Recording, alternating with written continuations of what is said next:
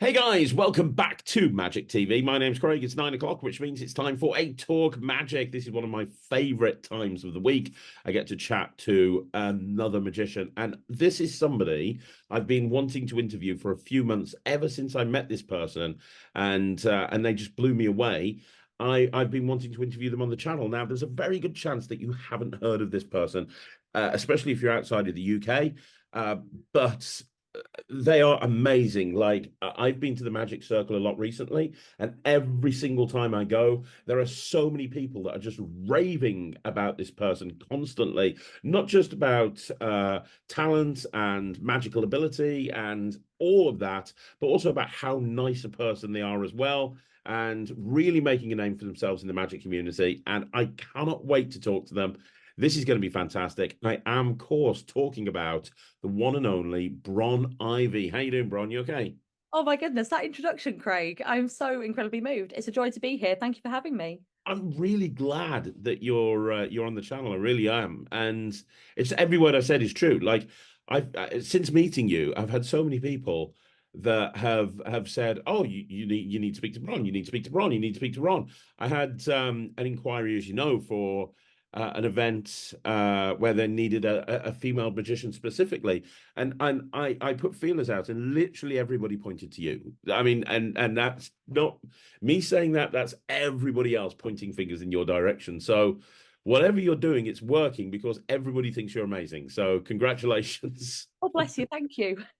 And you are very, very, very actively involved in the Magic Circle. I see you there.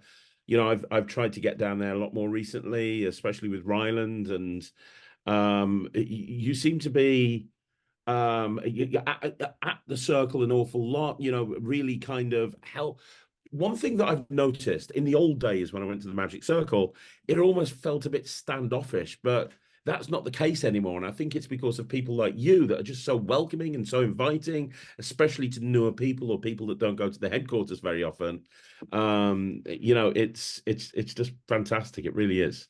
Oh, bless you. Thank you. I think it helps that I'm quite new in the Magic Circle and I've come in at a time where people were so kind and so generous and really embraced me. And I want everybody who comes in, and especially the apprentices who come in who don't necessarily know people, to have that same wonderful experience of I've come to this beautiful building and I'm here among these incredibly talented magicians and just feel as well embraced as I did when I first started going this sort of time last year. It's Yeah. amazing. That's fantastic. And I want to find out all about your journey into the Magic Circle. But first of all, I want to find out more about you. And I want to find out, and we're going to start at the very beginning, if that's okay. Go for I it. want to find out what your journey into magic was. What's your origin story, so to speak? How did you find magic? Where did that all come from? So I do love a good origin story. I didn't start in childhood. I wish I had one of those origin stories where I got a magic set for my seventh birthday. Maybe life would have been very different if it had. Um, I did a lot of performance stuff, did a lot of music and theatre. We had a very active theatre teacher. So in sixth form, I went and performed at the Edinburgh Fringe when I was 18. And that Wow. was, yeah, I mean, anybody can go and pay for a thing, even 18-year-olds with a script. But it was an amazing experience. 2 weeks of just performing 3 times a day. It was wonderful. Magic I didn't get into at all until my late 20s. When I tell people about this, my short version is I found magic as a way to tell a story. Now, my day job then, and I still do this as well now in the daytime, was a church worker. Okay. Lot of stuff for children and families. And I went to this creative ministries festival, and they had ways of using puppets and magic and balloon modeling and all sorts of things as ways to share Bible stories. Oh, wow. And I've never been a sit down and just open a book and expect kids to sit and listen to a book. But I was always looking for new ways to share stories. And I remember going to this event thinking, I don't want to do magic because that feels so predictably me that I would go for the things that are brightly coloured and super shiny and go poof and people would really expect that. I'm going to surprise everybody and I'm going to do balloon modeling. I'm going to focus on balloon modeling. And I sort of did for a little bit, and it's not really a way to tell a story, but I did get some magic things, stuff that was really very gospel centric, coloring books with Bibles and things. And people remembered that, and Mm. people engaged with the stories. And then it became people wanted to come because there was the lady who did magic, and people wanted to stay for the stories. And you see the power of magic in that. So I got into magic that way, and the more I did it, the more I fell in love with it. And I found Christian Magicians UK, and people like Mark Shortland have been very active in that. Uh, Hmm. and I've got a lot of inspiration from Mark. He's amazing at what he does. Mm. But I was trying to branch out that bit more. I went to Christian Magicians UK and said, look, I want to get better at this. I don't want to just be doing stuff with chick pans and colouring books for the rest of my life. What do I do from here? And I was recommended to join a local magic club, so join South London Magic Society. And their tagline is they're the friendliest magic club in town, and they really are the friendliest magic club in town. Wow. A year after I joined, I entered the stage competition. Um, and I look back now and I'm like, oh my goodness, I can't believe I did this. And I went with masses of self-working props. I did go with chick pans. I did go with change bags and all sorts of things, and did a mimed routine to music. And obviously it didn't win anything, but people were just so kind. And people could have said, well, where was the magic in that? You didn't do a single card trick. You didn't do any sleight of hand. But people were so kind and gave such wonderful feedback for what it was, and things about music choice and character and costume and ways to do things, and you just feel so embraced in that. So I started to kind of have this trajectory up and get really involved with magic. And then I got pregnant with my second daughter. It was lockdown. My daughter was born premature, not super premature, 6 weeks early, but she was quite poorly as well with something called respiratory distress syndrome. And then that became chronic lung disease. She came home on oxygen, and at a time when we were told that if she got a cold, it could hospitalize her. I Oh my didn't God. want to be, yeah. It's really weird now because she's 4. She's just turned 4, and she is the brightest, bubbliest, loveliest little kid. And it's hard to believe that she was so poorly, so sickly. And so I was really put off doing things in public for a good year and a half, 2 years.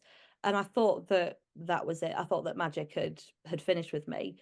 And then a friend who is a minister at a church in Kent said, oh, hey, you're still doing magic. I would love for you to come and do a magic show for something for the Jubilee.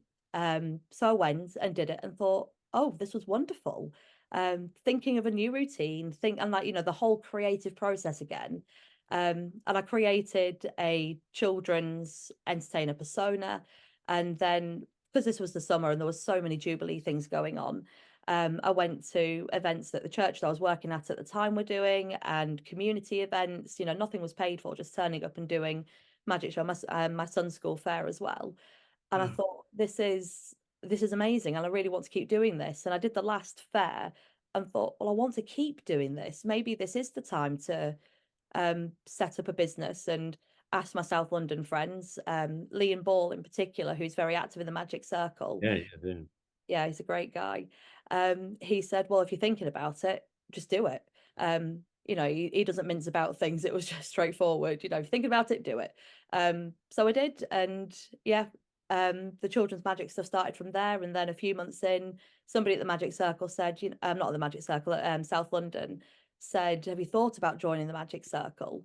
And it felt like something, really good magicians like Liam, like James Buchanan Cowan, who's a member at South London and quite active in the Magic Circle as well.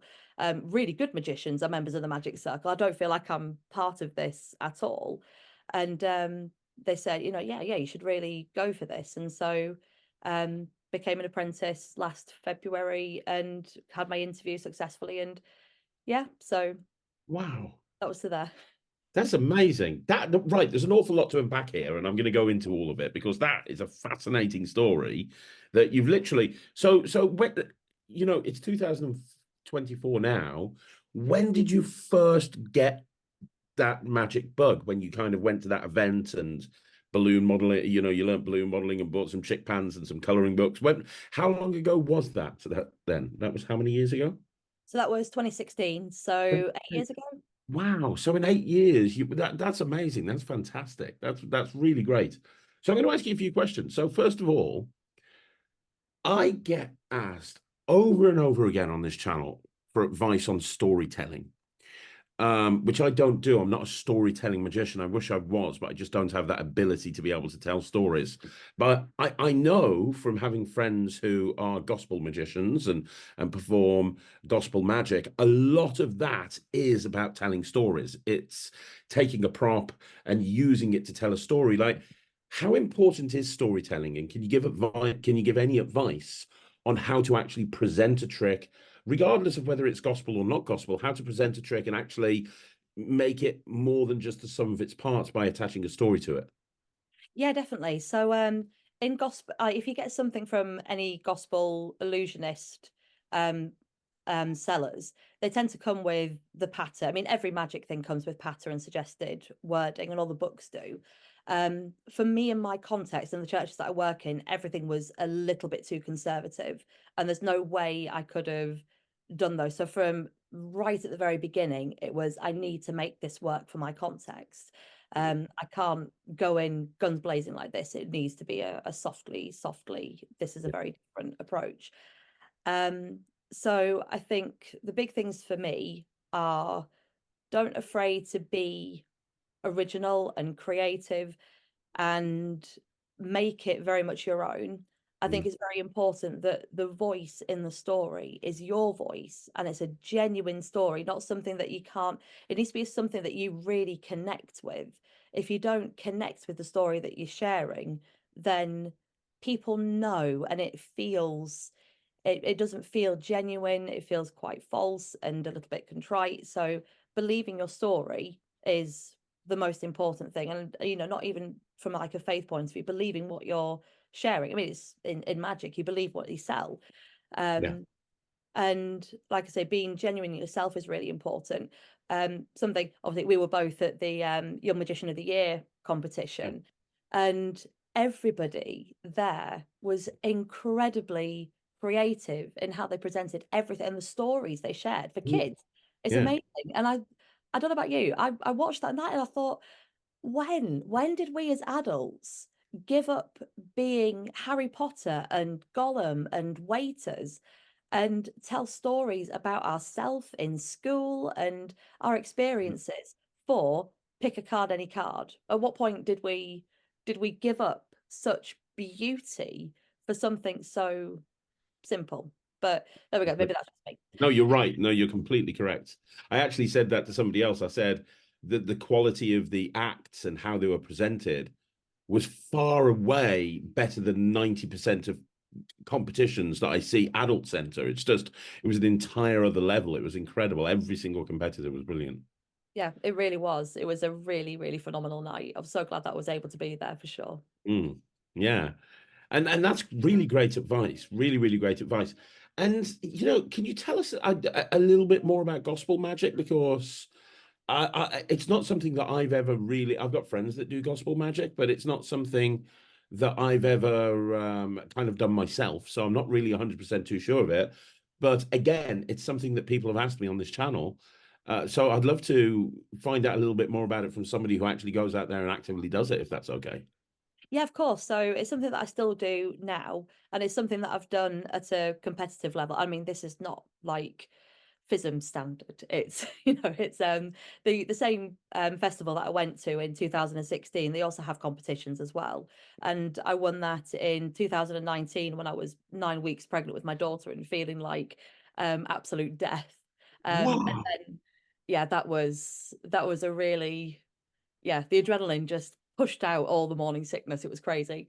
Wow. And then obviously there was the big gap for COVID, and then I won it again in 2022, and then last year in 2023. I'm not entering it this year for obvious reasons. But yeah, so the creative process for those has been really, really interesting. And obviously, like I said, I've done it competitively as well as just day to day Mm, sharing it with the groups that I see. So gospel illusion can range from, you get props that are very custom made for gospel illusion. So you can get, I don't have this, it's one that I've seen. You can get wooden crosses that turn water from black into clear water again. You get things like, you know, props that are custom made, like I say, colouring book Bible, the same magic colouring book, but it's as a Bible.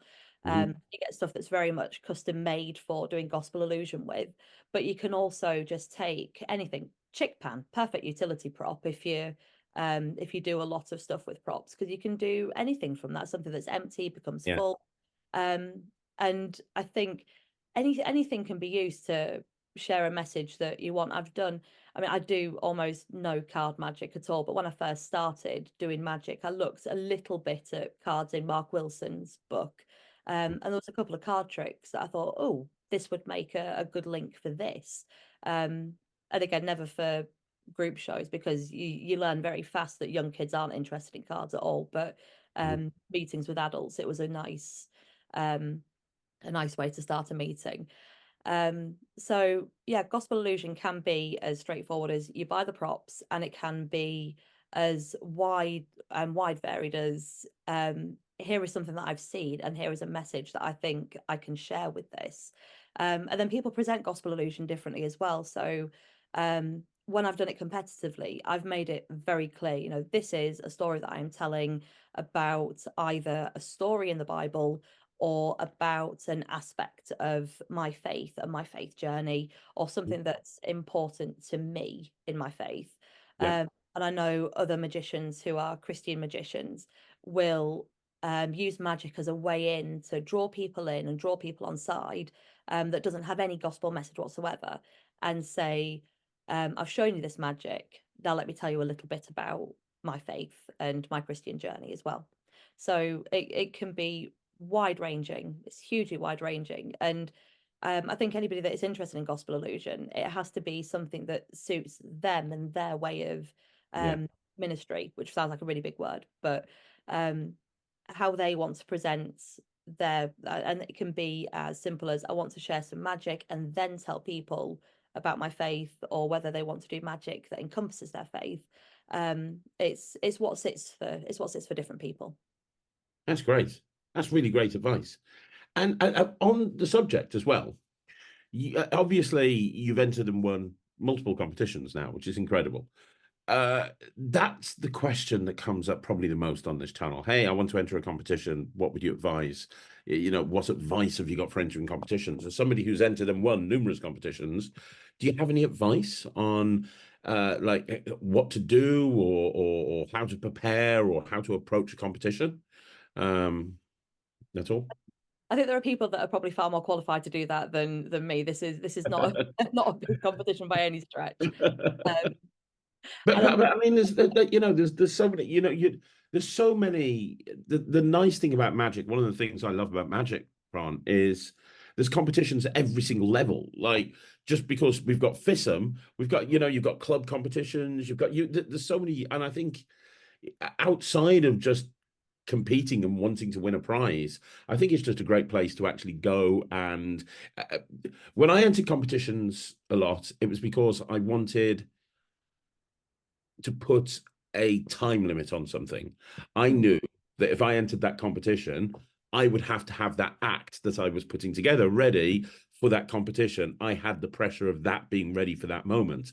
Whilst if I didn't have that pressure on me, it might never have got done. It kind of gave me a full stop on my journey of kind of putting something. Does that make sense? So Yeah, definitely. And to be honest, that's usually why I enter a competition as well, because it's a real great creative incentive. I mean, you can say, by July, I'm going to have a brand new 10-minute routine. But if yeah, you've not got actually, I need to do this because I'm going to be doing it in front of a group of people, and some of them are going to be judging me competitively. Sometimes without that incentive, it's very easy to say, oh, well, I can push that back because something else takes priority. Like if you're in a competition setting, what you're working on takes absolute 110% priority for yeah, sure. The competition that I did last at the festival, Equip it's called, for anybody interested. That was the competition was about a week and a half after I had my Magic Circle exam. So I had I had that intensive period in the weeks leading up to my exam where it was I need to practice daily, multiple times daily for the exam. And it was all about the exam. And in the back of my mind, it was, I shouldn't have entered that competition. I wasn't planning to enter the competition, but I need to kind of back of my mind think of something.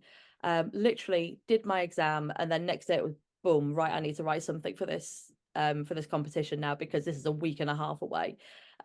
So yeah, it was a really crazy couple of weeks from exam to competition. But the advice for certainly the competition that I did, and it's, you know, I've won some competitions and I haven't won some competitions. You know, I think that that's also life as well. What worked for me with the competitions at Equip were having seen people do it before. So I've been to this festival for a few years, and I'd seen other competitors, and I saw the kind of things that did well and what people were doing. So it helps to look and see what like, you know, what the audience responds to, also what the setting is as well, because they have the most phenomenal stage. It's huge and it's brilliantly lit and amazingly well managed by a team of volunteers who are exceptionally good at what they do. And so you want to do something that's going to fill that incredible space. But then if you know it's not going to be a big space, if it's going to be on a card table with 2 rows of people, then you need to pair it back to that sort of setting. So before I entered the first competition, they had the judging notes publicly for people to see. So seeing what they were looking for and what to prioritize. So because it was for a Christian event, having a faith message was a part of the criteria. Having a clear faith message, having a strong opener was part of it as well, and general stage presence, clarity, can you be heard? I mean, it's a competition for lay people, so these are things that are a natural, you know, of course they're there if you're a magician doing a magic competition, but these are things that if you're new in magic, or if you don't do it professionally, you might not necessarily take into account. So yeah, looking at those notes was really, really helpful as well, for sure. And then obviously following years, knowing what had worked and building on that, and thinking, well, did this go well? And then looking back at the feedback as well, you know, what feedback did I get and what do I need to improve on from this to try and make sure that I had a clear run once the competitions were back on again. Wow, that's awesome. That's fantastic. I'm really enjoying this interview. Right, okay. Let me ask you something else. You talked, I mean, obviously you do a lot of close-up magic now, but you talked about when you first kind of branched out and started doing sort of, is it fair to say non-gospel magic, like gigs that aren't involving the church? Yeah. A lot of them were children's entertainment, you know, performing to kids' parties. And I think personally, you know, I do a lot of kids' parties, and my attitude is you become a much better close-up performer by learning how to actually perform in front of children, because they're such an honest audience. If they don't like you, they will just walk off. And you know, while in a close-up environment, adults can be very polite. Oh, that's very nice. I suppose, what advice do you have for anybody who's wanting to actually start doing kids' entertainments? Because there's a lot of magicians out there that have not done kids entertainment before. They want to do it, but the thought of standing in front of 34-year-olds and keeping them transfixed for 45 minutes to an hour fills them with dread, like and nerves like they've never experienced before. So what advice would you give somebody, as somebody who's successfully going out every single weekend performing in kids' parties? What advice would you give to somebody who wants to be a kids entertainer? So I will say, ironically, I get less fear performing in front of kids than I do adults. Like, kids are my very, yeah, they're my safe audience, and they are joyful. If you're looking to go into kids magic, if you've never done it before, um, I don't know, prepare for incredibly profound and wonderful moments, and prepare yourself for challenging moments. Like you say, kids have no filter whatsoever. Yeah. And um, David Kay says it in one of his books, and he's one of my favorite magicians ever. That often kids aren't being boisterous because they're trying to derail you. That is not in their process. Kids are genuinely innocent, as difficult as some might be. As a parent of a sometimes difficult child, I can say that. But genuinely, it comes from a place of I'm seeing you and I'm seeing what you're doing, and I want you to know that I want to be part of this. And so I want to tell you that um that something's going on, that I can see something, that I think I know how this is done, and I want to tell you something about this. Mm. Um, not because they're trying to derail you or because they've seen anything or because you're doing a bad job, but they want to be part of your world, and they want you to see them as equal with them, if that makes sense. Yes. So I think one of the big things with children's magic is, I mean, like with any magic, be yourself. Um, don't try and be somebody you're not, because kids see through that very, very easily. Um, I've done an interview recently where we were talking about the magician being in competition with the audience, and if you try and go that route, it's never going to work with kids. Kids, you Mm. want to bring them on side, and sometimes bringing them on side means that you've got a silver scepter up your nose and you've got a puppet that doesn't do what you say, and you know, things that seem to go wrong, and the kids fix it. However that works for you. Yeah. Um, but yeah, finding a way to bring the kids on side is really, really important. And making them the heroes is the big thing. They're the ones doing the magic. And if you have an Yeah. audience participant up, they're the ones doing the magic. They're not being the assistant, they're facilitating the magic, and you're just leading it for them. I think that's the big thing. And enjoy it, because kids are joyful. All the work that I've done in my adult life has been with kids, in kids settings, whether that's been school, churches. I volunteered a lot with children in foster care and in girl guiding, and yeah, kids are the best fun, and they keep you young and they keep you joyful. Yes. So They really do. They really do. And one thing that I've noticed that a lot of kids entertainers do is the focus really is on the presentation. Like you see a lot of magicians that will make a career for themselves as close-up magicians, and rightfully so, being incredibly technical, like really technical magic, and very stripped down from a presentational point of view. But I think with kids entertainment, it's very difficult to go down that route. I think the focus has to be on presentation, not necessarily technique, because I think that's what engages the children. Would you kind of agree with that? oh yeah, absolutely. We said about story before. Story is even more important in children's magic. Mhm. They don't want to, and again, it'd be foolish if you if you did card magic for a fifth birthday party. Uh, Yes.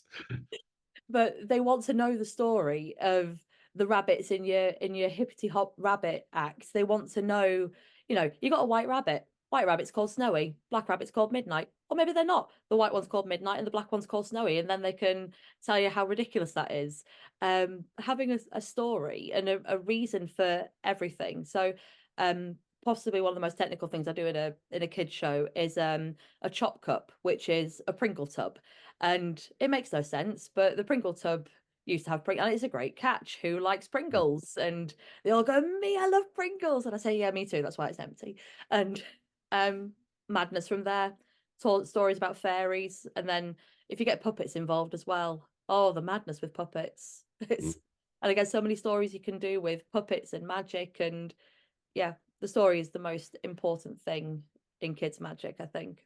Absolutely, 100%. And very quickly, one thing that I know that kids entertainers are very, very nervous about is dealing with younger children. A lot of kids entertainers that I meet, they're very comfortable with that 5, 6, 7, 8, maybe even 9, 10-year-old age range. But you start going 2, 3, 4, and it's something that makes them go, oh my god, myself included. Like I'll never forget the first time I did a nursery about 15 years ago, and I walked out, and I've big guy, bald tattoos. I walked out at this nursery having never done one before, and there were all these tiny little dots sitting on the floor with some of the nursery people, and I just walked out and I went, hello. Oh, and half of the audience just started crying immediately. And I was like, what am I doing here? What am I doing? So I really struggle when it comes to magic for very younger children. Is there any advice that you can give? Like, is that an age that you managed? I imagine you do. Like, and yeah. Yeah, I've done a few nursery visits and third birthday parties. The youngest party I've done, I mean, technically there was a first, not a first birthday, but it was a first year celebration, but it wasn't a birthday. But that was more for older kids. But the youngest average age group I've done was 2. And What? I know it wasn't, I don't just do magic at those things, brought my parachute, played some nursery rhymes on my ukulele and done Wow. a little bit of magic, but it was chop, chop, chop. Everything was very, very swift and very hands-on. I do circus skills as well. And at 2, you can spin a plate onto a stick for them, and 2-year-olds will hold that stick really tight. And once they've got the balance, it makes a really cute photo. But for so for Diddy Diddy Dots, keep it brief. I would say you don't want kids that age sat on a carpet for too long. Um, really visual things. It's where the colouring books come in. I've got a really old prop. I don't know what it's called, but a friend gave it to me when I first started doing children's shows. And it's a wooden top hat with cats inside. And that's wonderful. It's got a lot of look, don't see elements to it. And again, a story. Here are cats. And this one's called Jack, who is black, and Fred, and who is, and he's red. And a lot of things that they can be involved with, things where they can shout and be part of that dialogue, that storytelling. And again, the look don't see works every time as well, because they love being part of it and saying, oh, that's there behind you. And again, really big visual things. I did it wasn't very young children, but I did a show recently at a school for children with profound multiple learning disabilities. And when I was being prepped for that, it was keep it visual, have lots of photos up and pictures that people could hold. And that would work for very young as well, having pictures of things that you've got coming up so that people can see. And with children, it's being comfortable knowing what's coming next is really helpful as well. And again, keep it short. If you've got other things in your repertoire as well, like circus skills, or even just having the ability to be able to put on a speaker and do some dancing and keep the pace really punchy. So it's magic for a slot, and now we're dancing, and then we're doing games, and we've got a parachute. And if you've got circus skills stuff, gym ribbons, plate spinning, flower sticks, then put that in as well, so that it's just constantly going and going and going, and there's opportunity for children to get up and move around as well. I think especially post COVID, I've noticed such a big shift in children need to be moving more, and I think people recognize that more. I think gone are the days where we could expect very young children to be sat on a carpet for a really prolonged period of time. So Yeah. being able to get up, move is really important too. That was incredible advice. Wow, fantastic. So let me ask you another question. So I know how busy you are doing kids' parties, and I know how in demand you are. My question is, you said earlier on, hey, you don't get nervous performing for children, but performing in front of adults, you can get nervous. What made you decide to switch over to close-up magic? Because you didn't need to. You've done an incredible job building a brand for yourself as a very successful kids entertainer and kids magician, family entertainer. What made you decide to kind of go, right, okay, I'm gonna start doing close-up shows as well? Like what was that decision, and was it difficult to transition over to doing close-up from kid shows? Yeah, so my journey into close up was because of the Magic Circle exam. So when I passed my interview, the first stage of getting into the Magic Circle is the interview to become an apprentice. And I thought about what I might do for my exam, and I toyed with, do I do something that's kids magic related, and do something that I'm very comfortable with.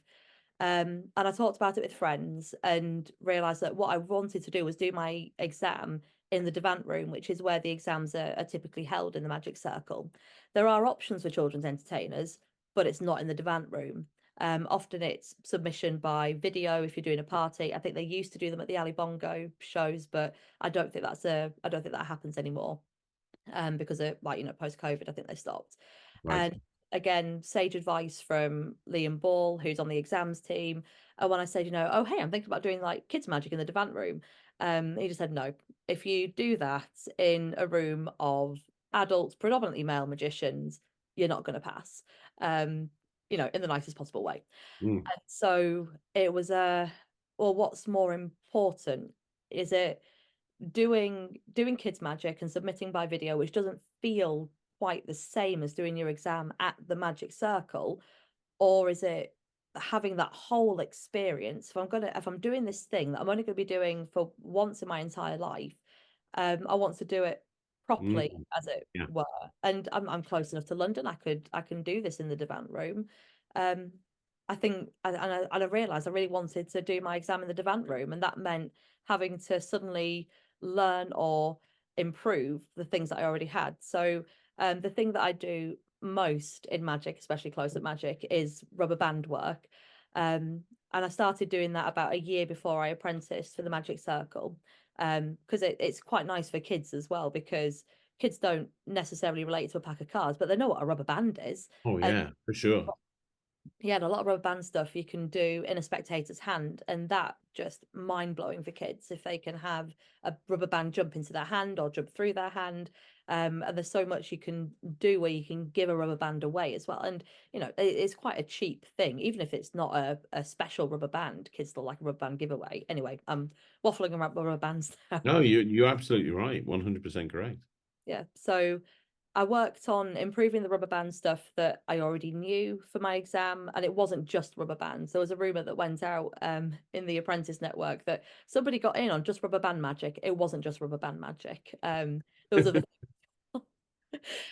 so spoke to people, found things that I wanted to do, really realized that I'm not a cards person, and that was never going to be something I was going to do. And again, people gave me advice, people put me in directions, and really I started learning close up for my exam, which again was about a year ago. I started really pushing the close up stuff. So And then off the back of that, it went so well that you started offering close-up performances and so on and so forth off the back of that. So what do you put? So what do you prefer? Do you prefer kids shows, or do you prefer doing close-up? it depends on the day. It depends on the day. Um, Going in front of a kid audience, like I said, I've been working with kids for years. And the role that I have in church as well, like, you know, I get that feeling in church as well. If I've got a group of kids and their parents, and I'm telling a story to a predominantly bunch of kids, I feel really at ease and it's very comfortable, and this is just so natural. But when I first started doing stuff on a Sunday morning to just adults, that was terrifying. And I still get a little sense of that now, where children, it's just so natural and so easy for me anyway, to be in front of a group of kids and to relate to a group of kids than to go out in front of a group of adults still. But it's you know, it's like everything, it gets easier with time. I really love with kids the reactions that you get, the fun that you can have, some of the fun you can have with the stories, because they can be outlandish, and they're not going to feel like it's patronizing to say there's a fairy that lives inside the Pringle tub. Whereas doing stuff close up, I love the intimacy of close up, and I love the difference in technique. It feels like you're doing something that's real magic, if that makes sense.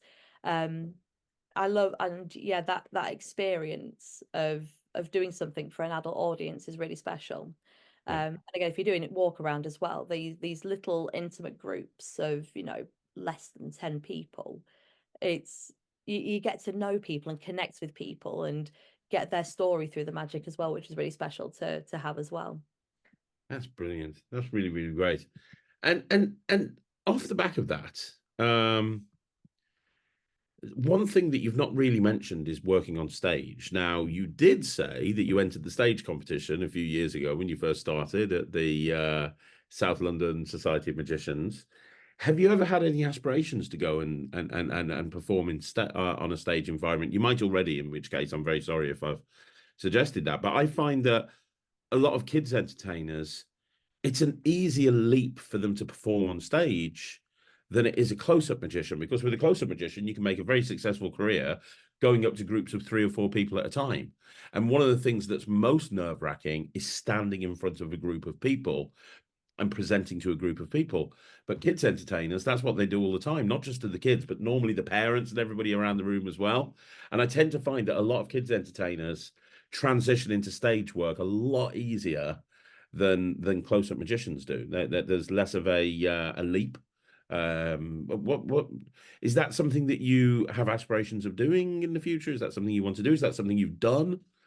You know, you're not the first person to ask that, and I yeah, I don't ever think, oh, I fancy doing this, and I never say, oh, I'll never do that, because usually if I say, oh, I couldn't ever see myself doing that sort of thing, somehow I end up doing that sort of thing. I never thought I was going to be a close-up magician, and now now I do close-up. Um, so there we go. I don't want to say I don't think stage is my thing, because this time next year you'll be like, "Oh, hey, Bron, I hear you're now doing loads of stage stuff." And um, how ironic is that? I have done some stage stuff. The competitions at the Creative Ministries Festival, they were very much stage competitions. Like I said, it was quite a big stage and quite a big hall. I can't remember how many people are in the audience, but it's quite a big audience. I've done some stuff for members' nights at the Magic Circle. Last month I did the Autism Gala show, which was a members' night, and we had public guests were able to come and watch. And so that was the first time really I'd done something on stage. It was probably some stuff that was a little bit little stuff still. But who knows, maybe one day, maybe. But yeah, never say never. But I can definitely see how it would be easy for a children's entertainer to transition to that stage environment, because it's that handling of big things and being used to having a lot of pairs of eyes on you as well. Perfect. I want to ask you another question, which is kind of the elephant. It's not the elephant in the room, but it is in a way, in that I don't know if you've noticed, but you're female. And yeah, and traditionally, magic has been very male dominated, and that has kind of been less of a thing in recent years, especially with Megan being the president of the Magic Circle, did a fantastic job of really driving forward diversity. I suppose the question I've got to ask is, I have a lot of young female magicians, a lot of them that are in the YMC, that watch this channel.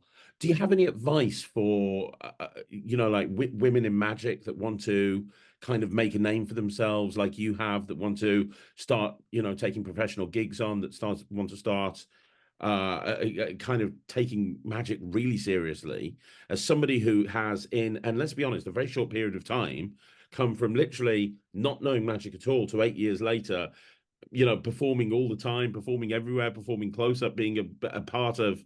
Like, I've been in the Magic Circle for years, and I've never been on one of their shows. And there's you, and oh yes, I was doing this for the Magic Circle last week, and I was doing it's brilliant. It's absolutely amazing. Do you have any advice for women in magic that want to, get ahead? Yeah, funnily enough, I was talking about this with somebody recently, and I think the big thing is, like with everything, be yourself. Don't try and be like the men. Don't try and do what they're doing. Don't try and be their characters. And it's so hard, because we look up to the people that we see and say, "Oh, I like that character that they have," and you emulate bits of people that you see, and there's still so. I mean, it's getting better, as you say, but there's still so few women in magic that are there publicly for us to see and draw inspiration from. And Mm, even then, some of them that we do see do take on a sort of male persona. I know it sounds really mad, but it's something that's really important to me, is that I don't wear trousers, that when I perform close up, I'm wearing a dress. mhm. And because it's important to me that it defines I like wearing dresses anyway, but it defines me as being a female, and I'm not wearing trousers, and I'm not wearing a suit like a man does. I'm wearing something that I want to wear, and something that I can wear as a woman. um which I know it sounds like a really mad little No, cosmetic not at all. thing, but it's something that is important to me.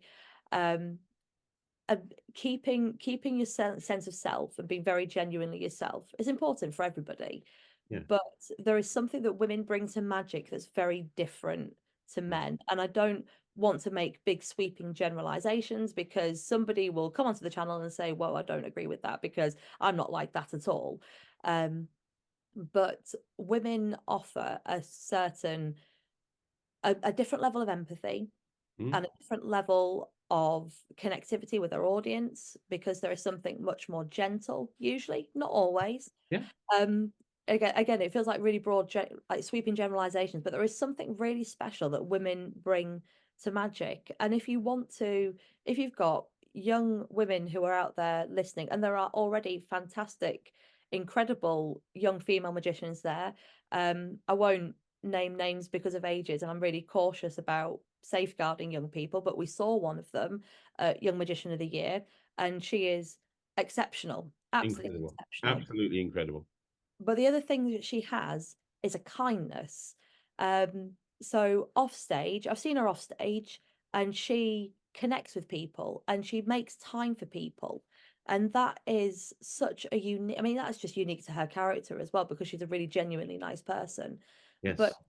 keeping that sense of kindness and who you are. And if you're not gentle and kind, then have at it, do you. But yeah, I it's couldn't agree more. The person that you're talking about is so nice and so kind and would help anybody. I will say, on stage, she scared the hell out of me. Especially as I was in the front row and she was screaming at me like this far away from my face. Very, very different character on stage in that that was particular act.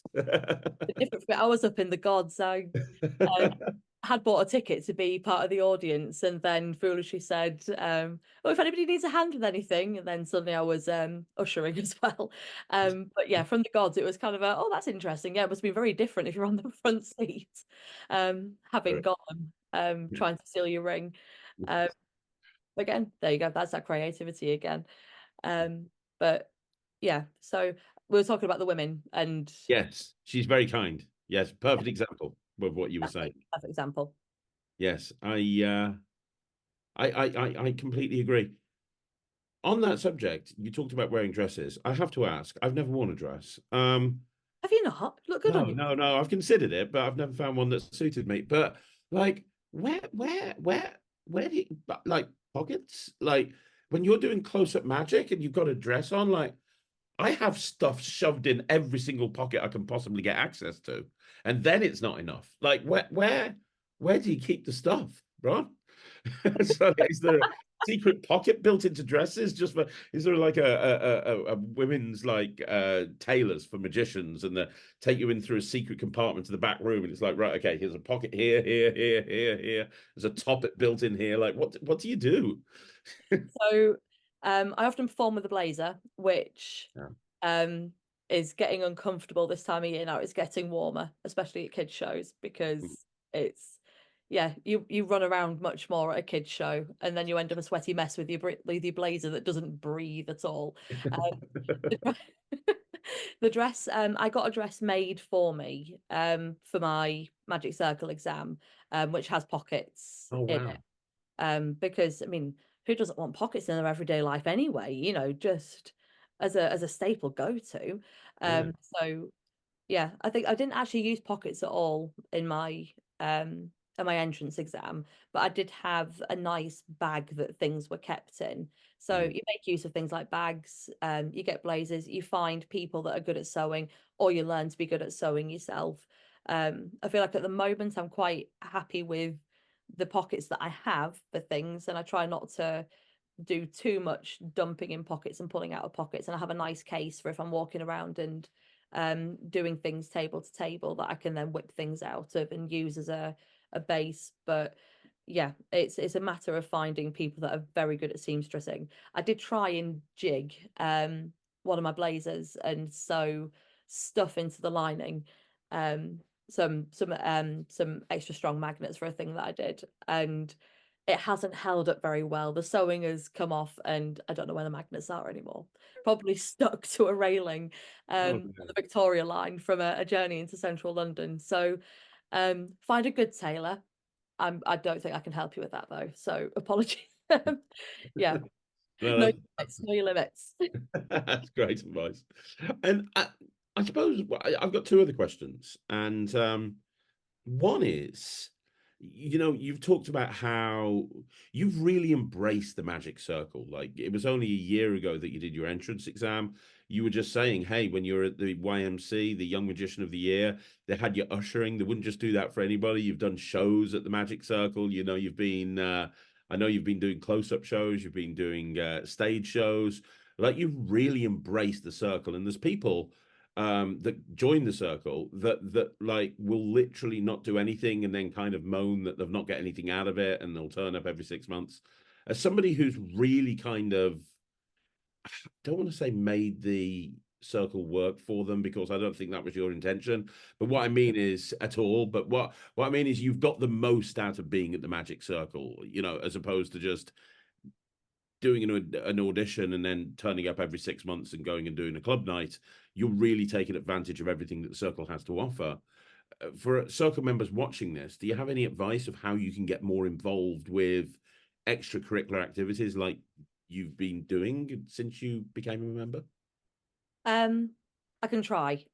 If somebody had said to me this time last year, oh yeah, you're going to get an opportunity to do some stuff on the stage and you're going to be involved with this and you're going to be part of this, I wouldn't have believed it at all in the slightest.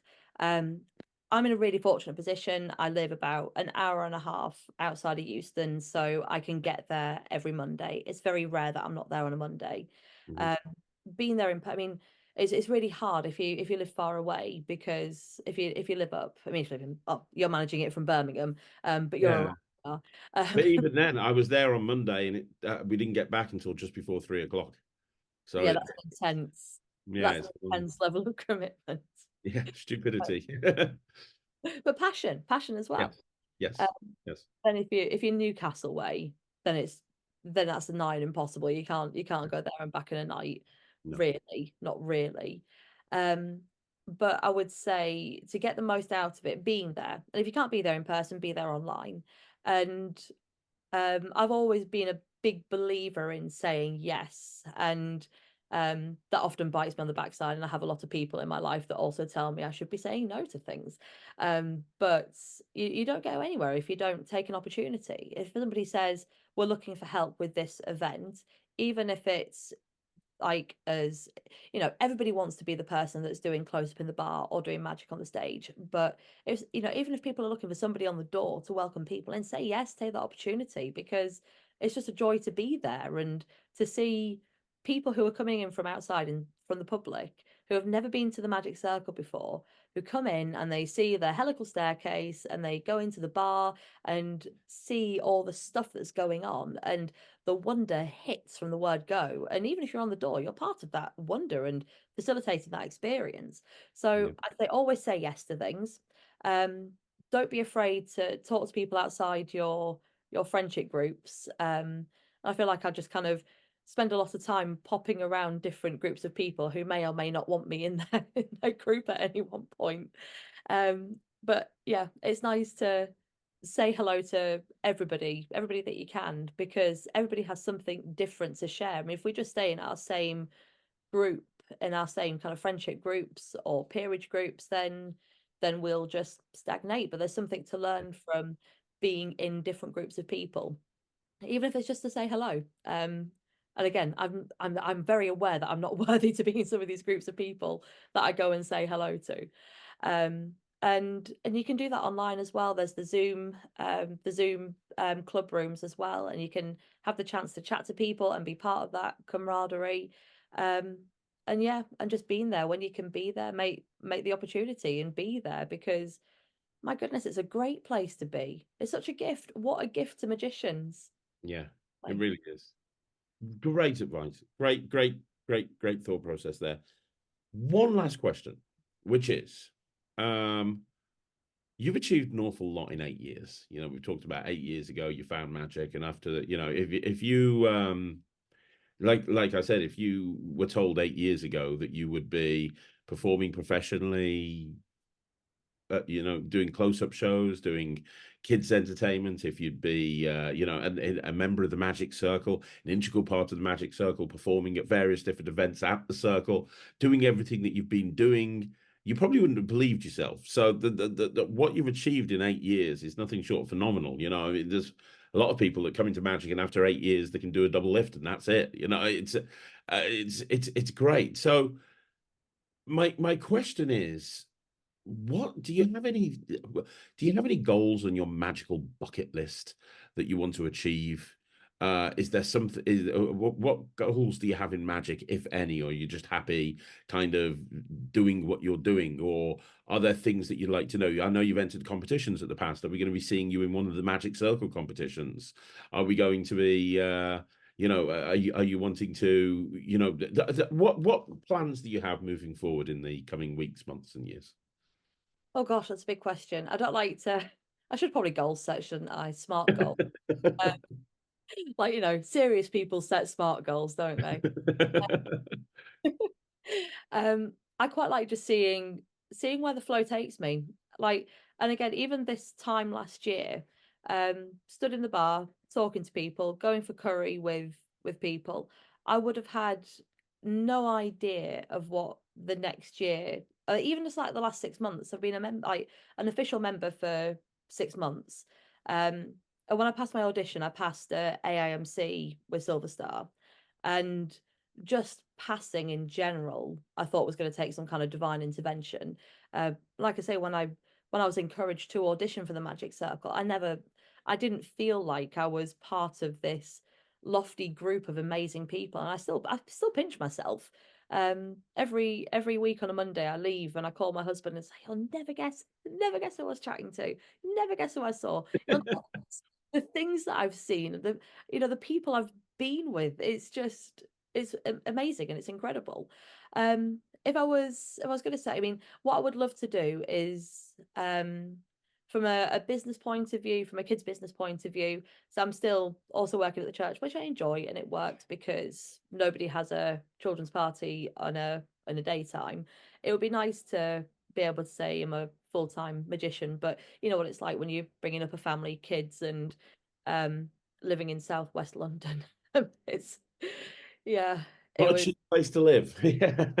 Yeah, definitely not a cheap place to live, my goodness. And then our mortgage went up with the everythings, but blah blah Mm. blah. So yeah, but it would be nice to be able to say full-time magician. I'd love to be able to do that. I would love to be able to swing that balance. Let's say I do children's parties is the vast majority of the magic that I do professionally. I would love to be able to swing that so that it's not the vast majority, that it's still part of what I do, because I think I'll always enjoy it and I'll always love doing that. But I would love to be able to say that the close-up magic is a bigger part of that as well. Um, I would love to do I would love to do more competitive stuff in the Magic Circle. It feels really pretentious because I'd only been a member for about 2 months when I entered. I did enter the Close Up Magician of the Year competition this year, but Oh, I didn't know. did you not? Well, when I entered, nobody called it Close Up Magician of the Year competition because that's really wordy, but people called it the Close Up competition. And so I went, oh, that sounds jolly, like a club magic competition at the Magic Circle. And then I got in, and then everybody said, oh, you're in Close Up Magician of the Year. It's like, oh, that sounds really lofty. And obviously I didn't place because you'd have heard about that. But that was an experience. That was an experience. I would like to be able to do that again and place somewhere on there. That would be amazing. Um, and yeah, just keep seeing where things are going. I do a lot of stuff on the Friday night close up close up shows, and I've really enjoyed being part of those. Hosting as well as magicking. Um, I think I've got a randomness about me that makes me a different host, maybe. I don't know. Likable personality, something like that. So yeah, I think more of this. This is all good. This is all good. That's fantastic. That's amazing. I mean, I didn't even know some of that. I didn't realize that I mean, that's an incredible achievement going straight into AIMC as an audition. That's very few people have done that. Yeah, That people keep saying that, and then I feel like, oh gosh, I don't know, I don't know how, but there we go. Yeah. that's amazing. That's fantastic. Wow, what an inspirational story. So I've got, I know I said that that was the last question. I've got one final thing to ask you before we wrap this up, which is if you could give one piece of advice to everybody that's watching this right now, based on the 8 years that you've been performing magic, one piece of advice that you wished you'd been given at some point, what piece of advice would that be? That it's never too late. That coming to magic in your late 20s doesn't mean that you'll never be any good. Just because you didn't have um the granddad who would pull out coins from behind your ear and inspire you with card tricks doesn't mean that you're never gonna make it in magic. You know, you don't need to have a magical family tree. You don't need to have been doing magic for like, you know, since you were in nappies. You can come to this at any age. And if you put into magic what you want to get out of it, then you will get that. And it's never too late to start. I think that's I wish somebody had said that to me sooner, that this isn't you're not ever going to achieve anything because you started magic as an adult with a 2-year old. It's yeah, there is no wrong time to start doing magic. That's such a really great piece of advice. One of my favorite magicians of all time is Doc Eason. Mm, And I don't think he got into magic until his like 30s or 40s.